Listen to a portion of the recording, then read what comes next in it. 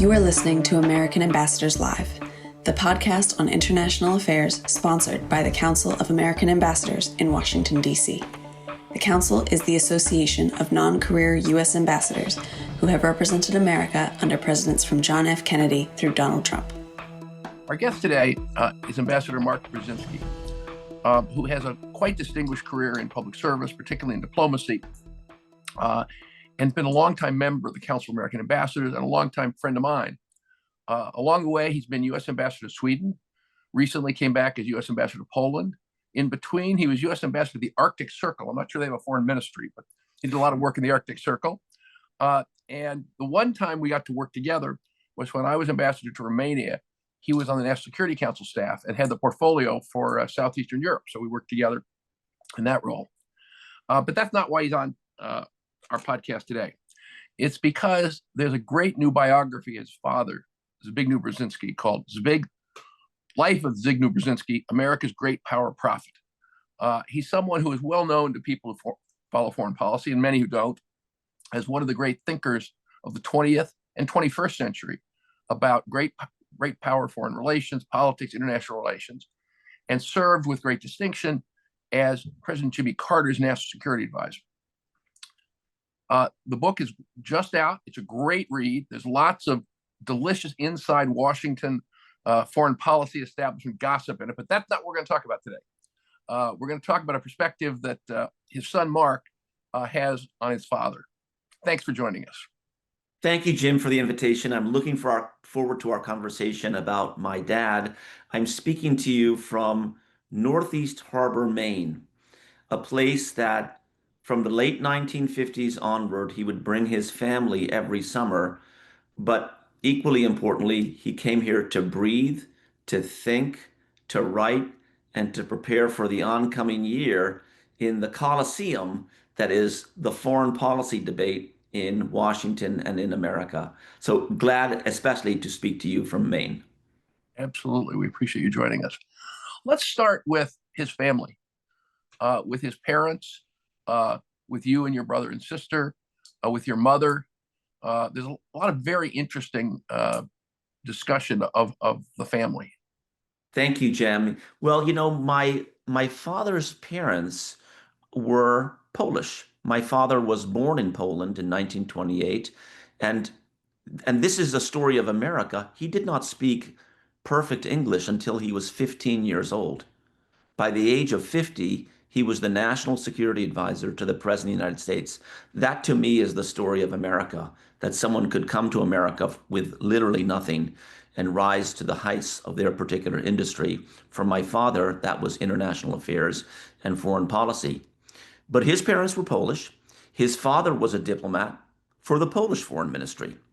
And in the 1920s, after leaving the Polish military, my grandfather, Tadeusz Brzezinski, had a rapidly ascending career in the Polish foreign ministry as a diplomat, first a consul general in Kharkiv, Ukraine.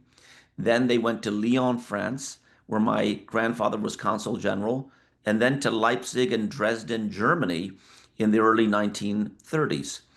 And one of the things that I think is not well known, but is captured in this book by Edward Luce called Zbig, is the role of my grandfather in the early phases. My grandfather did some important things as not at the during the most vicious phases of the Holocaust, but early in the 1930s, as consul general in Leipzig and Dresden, he would give out Polish passports to those being made stateless. That included Jews, it included Polish nationals in Germany who, in the early phases of the Holocaust, were being rounded up, interned, and having their passports taken away. And the Living History Project of the Holocaust Museum in Washington, D.C. captures some of these testimonials of, say, French citizens who had their passports taken away from them, who heard about this Polish consul general, who were giving out these passports, and they went there, got Polish passports, and were able to flee to the West.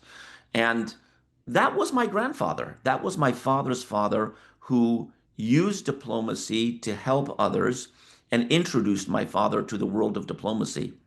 Thankfully, my grandfather became consul general in Montreal, Canada in 1938, 1 year before the Nazis invaded Poland in 1939. He served as consul general in Montreal for the Polish government in exile throughout World War II, but for the rest of his life lived in Canada. Not too successful there, sold insurance door to door. And when I became U.S. ambassador to Poland, I can tell you, I did not work there for a single second without thinking of my grandfather and the fact that I walk in his shadow because my grandfather would have loved to have served as an ambassador. And it was my highest honor to do that in Poland for President Biden. I can imagine. So how did your dad get from Canada to the United States, and where did he grow up? Sure. Well, essentially, my father grew up first in Poland and then in Montreal, Canada, where he went to high school and to college to McGill University. Did extremely well there in his studies and won a scholarship for 1 semester at Harvard, where he was admitted to the graduate school to do a PhD in government. And so my father went to Harvard with $200 in his pocket and you know, and scholarship money for 1 semester to pursue his PhD. But when he got there, impressed professors, quickly finished his PhD, and became an associate professor at Harvard. And that's how he came to America. It was in Boston that he became a U.S. citizen. And it's in Boston where he met my mother, Emily Benish, a fellow Slavic person studying in Boston. She was at Wellesley. They met at a Harvard Wellesley dance. The only two East Europeans at the dance. They met each other, danced together, fell in love, and so to speak, for our family, the rest is history. And you know, my father and my mother, when they got married in Boston, they expected Jim to be a Boston academic couple for the rest of their life. My father was teaching at Harvard, and my mother was teaching art at Boston University.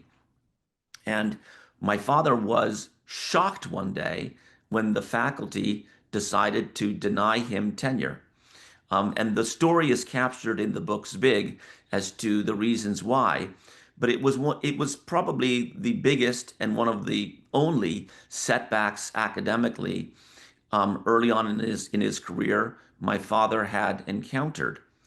And whenever my sister, brother, and I would have disappointments and setbacks in our lives, he would tell us this story of being denied tenure at Harvard and having to think, is this going to be a defeat, which is something that brings you down and keeps you down, or a disappointment, which is a setback, but a stepping stone to the future? And he said, what did I not do here in Boston that I should have done? And he said, I shouldn't have put all my eggs in one basket. I should have branched out. And so he went to New York, joined the Columbia faculty, but branched out to Wall Street, got to know Wall Street bankers like David Rockefeller, who brought him here to Maine. He and Rockefeller set up the Trilateral Commission, on which they invited then Governor Jimmy Carter of Georgia to join. My father began to write speeches for him. President-elect Jimmy Carter named him his national security advisor, something that would have never happened had my father not been denied tenure at Harvard. So he would tell us that story when we would have setbacks in our lives. And that was in part his path. You mentioned your mother, and she's of Czech heritage, I believe. That's right. And that came up when you were appointed as ambassador to Poland. I read in the book. Yes. Tell us that story. Well, when President Biden called me to ask me to serve as his ambassador to Poland in 2021, both he and I thought this would be smooth sailing. I had served as ambassador before, and everything had worked out well under President Obama. And lo and behold, the then Law and Justice Party government in Poland conveyed to the Biden White House that I am a Polish citizen by virtue of my father's birth in Poland, and that there is a law in Poland that the children of Polish citizens, unless they have renounced their citizenship, are also Polish citizens, and I would not be able to serve as ambassador in Poland. To make a long story short, the White House, against the usual protocol, actually came to me and they said, Mark, get in touch with the Polish government as a nominee and solve this. And so I did, and made the case that my mother was born in Czechoslovakia in 1932. There was then a treaty between Czechoslovakia and Poland whereby those born to Czech mothers would have Czech citizenship and not Polish citizenship. And I invoked that in order to defend against the accusations that me, my sister Mika Brzezinski, and brother Ian Brzezinski are Polish citizens. That won the day. By the way, later on, the Czech ambassador to Washington said, by the way, Mark, you're not a Czech citizen. And so, but that's how that came about during my Senate confirmation in 2021 to come to Poland. Wow. Well, Ed Luce, who wrote the book, talks about how your family had told him there were these diaries that your father had kept and Yes, made them available. And then he agreed to do the book unauthorized. And so, but you read the book once it came out. Yes.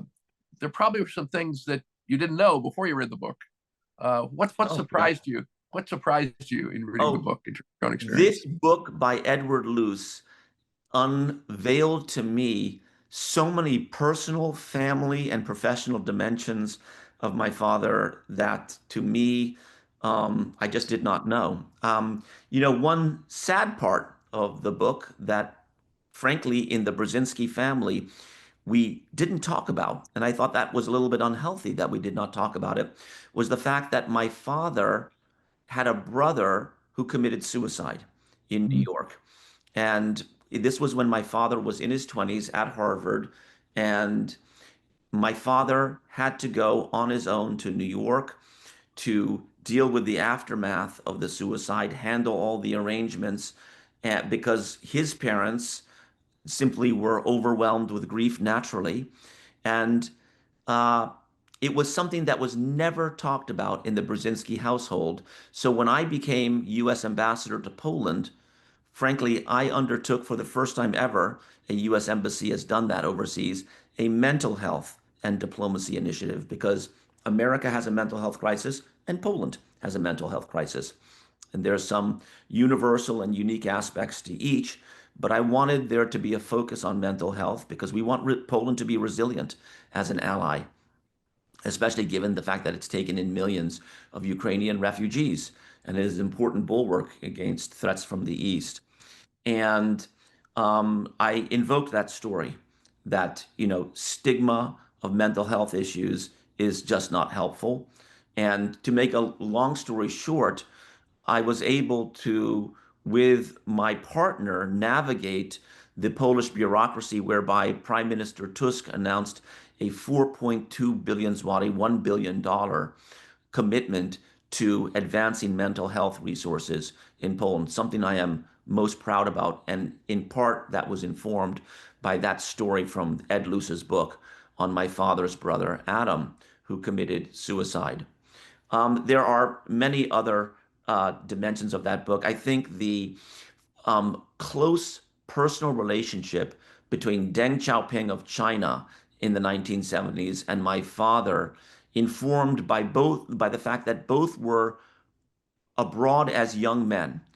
Deng in France, my father in Canada and America, and the paths they had to walk to get the most out of the fact that they were, found themselves abroad, and as a way meshing themselves together to advance normalization of relations between China and the United States, I think is particularly kind of informative. And I would say the work on the Camp David Accords, the close personal relationship my father had with Menachem Begin, a Likud prime minister of Israel, and Anwar Sadat, an Arab president, and the fact that, he was able to bridge the two under intensely fragile circumstances. I think in the book is a description of Anwar Sadat at Camp David, and the fact that my father and President Carter had to mobilize the Secret Service to monitor Anwar Sadat's cabin at Camp David, so to make sure that Anwar Sadat's own advisors would not kill him, was revealing, to say the least. Can you imagine that, Jim? The president of Egypt being killed by his advisors at Camp David. So yeah, there are a lot of revealing stories in that in this book, which says a lot about the personal dimension of those in the lead of America's role in the world at the height of the Cold War. The two examples you talked about were primarily while he was National Security Advisor, and that's how he's best known as a public servant. And obviously, he was a professor and writer, strategist. But the book talks a good bit about what I would call his role as a diplomat when he wasn't National Security Advisor, both before he was National Security Advisor and after he was National Security Advisor. Tell us a little bit about that in terms of, because you are a diplomat.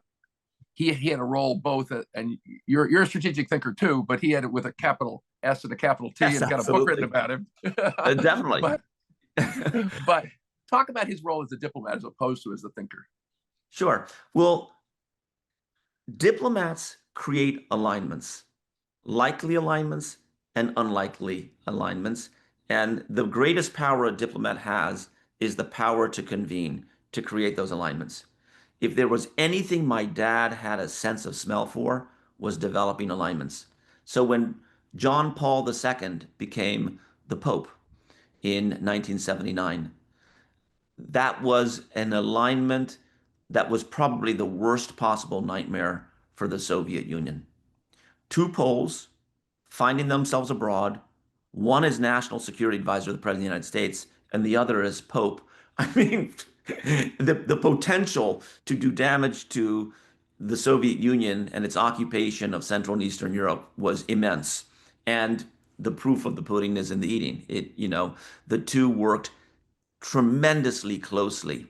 And there's a series of letters in Polish language between the two of them that serve as resources for the book that capture the essence of what my father and the Carter administration developed as kind of the nationalities initiative within U.S. diplomacy, empowering the nationalities that were within the captive nations of the Soviet bloc to undercut Soviet rule was something that was mobilized with Pope John Paul II and others.